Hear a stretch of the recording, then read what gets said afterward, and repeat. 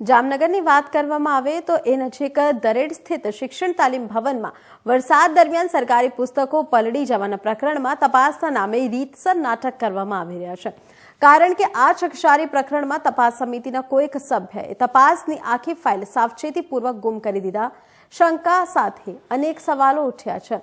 બીજી બાજુ જિલ્લા પ્રાથમિક શિક્ષણાધિકારી આ ફાઇલ પૂર્તતા માટે BRC કોઓર્ડિનેટરને આપવામાં આવી રહ્યા હોવાનું જણાવ્યું હતું। જો કે આ સમગ્ર મામલે જામનગર જિલ્લા પ્રાથમિક શિક્ષણાધિકારી સાથે વાત કરતા તેઓ જવાબ આપતા થોડા મૂંઝ્યા હોયા તેવું પણ લાગ્યું હતું। હાલ તો પુસ્તકો પલળ્યા અંગેની તપાસ ફાઇલ ગુમ થતા તેઓએ જણાવ્યું કે હાલ આ મામલે તપાસ સમિતિ પાસેથી લેખિત ખુલાસો પૂછવામાં આવ્યો છે। કોઈ કસૂરવાર હશે તેની સામે ચોક્કસ કાર્યવાહી કરવામાં આવશે। આ તપાસની ફાઇલ તો તપાસ સમિતિ પાસે હોય પણ પરત આપવાની ના હોય, પરંતુ કોઈ કારણસર BRC કોઓર્ડિનેટરને આ ફાઇલ પરત કરવામાં આવી છે। હાલ આ સમગ્ર મામલે ગાંધીનગરથી સચિવશ્રીની સૂચના અનુસાર આ મામલે તટસ્થ તપાસના આદેશ અપાયા છે। આમ આ પ્રકરણ શિક્ષણ જગતમાં ચકચારી બન્યું છે। ફાઇલ જે છે એ BRC કોઓર્ડિનેટર દ્વારા સમિતિના સભ્યને જ આપવામાં આવેલી હતી અને સમિતિના સભ્યોએ એ પુનઃ BRC કોઓર્ડિનેટરને પરત આપેલી છે। કોઈક ને કોઈક કારણોસર એ બાબતનો પણ લિખિત ખુલાસો છે એ સમિતિના સભ્ય પાસેથી આપણે માગ્યો છે, પણ સમગ્ર તપાસ જે છે એ અત્યારે શાસનાધિકારી અને અન્ય સમિતિના સભ્ય દ્વારા થઈ છે। ફાઇલ જે છે એ સામાન્ય રીતે કોઈ પણ સમિતિ પાસે પહોંચે તો એ પરત તો ન આપવાની હોય ડેફિનેટલી, પણ કોઈક કારણસર છે એ સમિતિના સભ્ય દ્વારા જ BRC કોઓર્ડિનેટરને પરત કરવામાં આવેલ છે।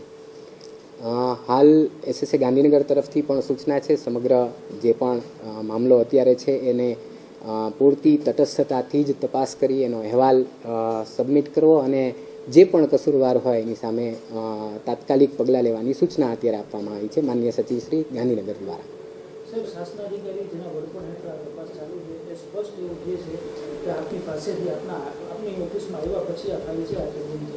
જિલ્લા શિક્ષણ સમિતિ એટલે કે અમારી ઓફિસમાં એ 4 સમિતિના સભ્યો જે છે એ સામાન્ય રીતે મિટિંગ કરતા હોય છે।